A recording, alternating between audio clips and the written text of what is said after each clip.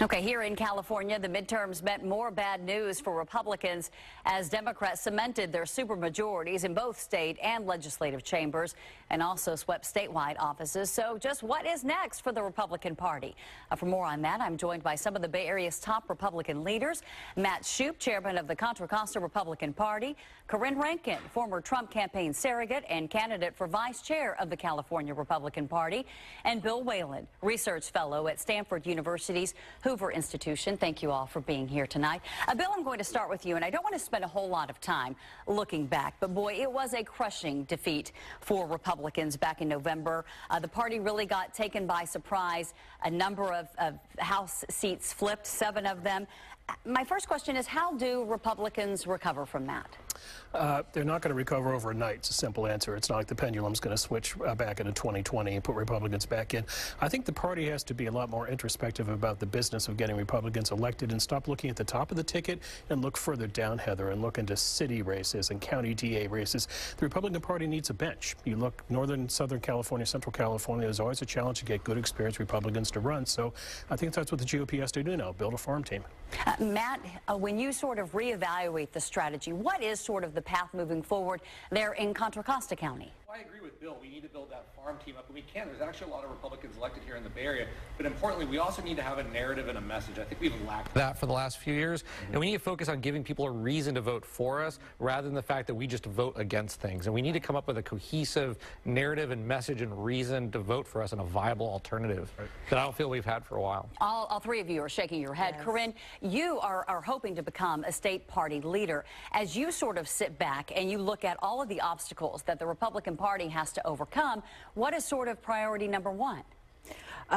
Like they both said, we need to unite our party, and we need to build a farm team and start working to get candidates elected. When I look at the CRP on a statewide level, I look at it with optimism. I see that we have a lot of candidates running throughout the state, a lot of up-and-coming new candidates.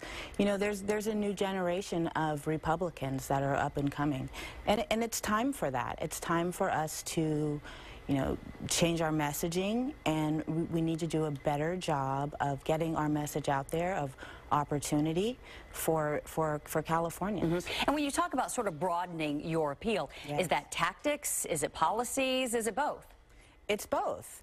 Like I said, there's a lot of new Republicans coming up. There are a lot of minorities that are running for office just throughout the state of California, and it's really time to, you know, lift them up and help them, you know, win their elections. And it's time for us to start giving everyone a seat at the table. It sort of is a different position that Republicans find themselves in here in California. Matt, it was not that long ago that California Republicans were dominant.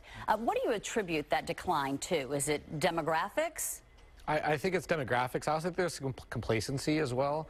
I think that we haven't evolved our tactics and techniques in a while, and I think that we need to be much more forward-thinking in how we form our strategy and our tactics, how we run these campaigns, the candidates we recruit, where we run them. And I think I think our losses give us an opportunity to really, as Bill said, be introspective and try to devise new ways to be competitive in this state. And I think that only being in the position we're in would actually give us a broader opportunity to do that rather than being kind of on the margins. Okay, sounds like you're a little bit optimistic. But Bill, we heard from Kevin McCarthy, House Minority Leader, and he too acknowledged the steep losses, saying, quote, and I want to bring up what he said. He said, we're going to have to work harder.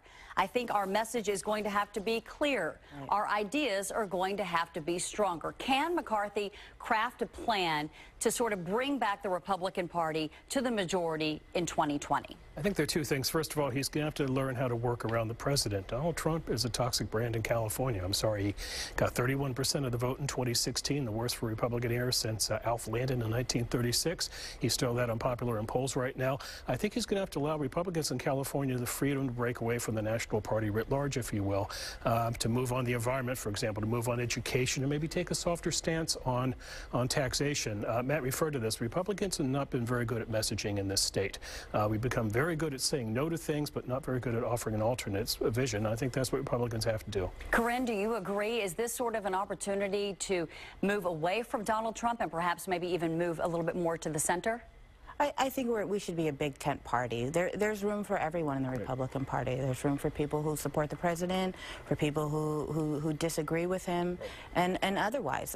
We need to start being more welcoming and being a bigger tent party. We're the party of, you know, diversity of thought. Right, and I'd add one thing to that, Heather, in that the president has to start recognizing California. To the extent he recognizes California, it's spitballing tweets against Gavin Newsom and picking fights about San Francisco and Nancy Pelosi. He needs to be sending cabinet secretaries out to California. Traditionally, presidents after the State of the Union, they dispatch their cabinet around the country and sell the message. He should be sending people out to California and talking about the economy, plain and simple. Own the economy.